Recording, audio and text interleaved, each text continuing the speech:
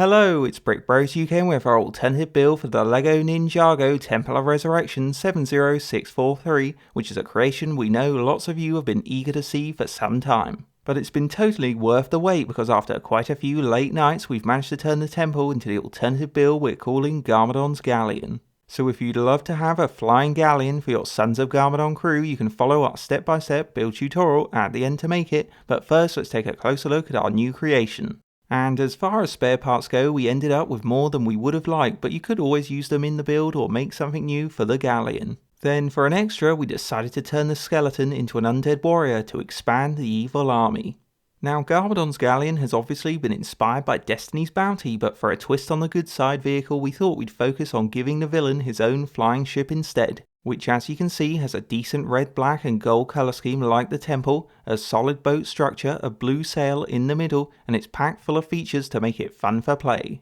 So if we start at the front, like all good sailing ships, it's got a figurehead sticking out of the bow with white pointy spikes on the tip, a ghost head kendo mask to represent a statue, colourful sticker details on the sides, and we placed a bat behind the mask to add to its evil design. But it's not just for show because the whole thing can be lifted up to reveal the hidden double cannons that are a sneaky little weapon Garmadon can unleash in a surprise attack. Further along, the figurehead is attached to these sturdy stone walls that protect the deck from the front, and we improve both walls' designs by attaching gold railings either side along with some lanterns. Then on the left we place Baby Woo here to hang on as a prisoner. Inside there's a raised cargo hold between the walls for storing supplies or accessories in the crate, and for the galleon's main firepower we created two big weapons in the corners of the deck. One being the large dual cannon turret on the left that's got a handy clip for swords, shiny gold barrels, and you can rotate it side to side or elevate the barrels to lock onto your target. But one of the cool things about this turret is Chopper Maroon or other minifigures can climb aboard to man the weapon in battle for a vital job on the galleon.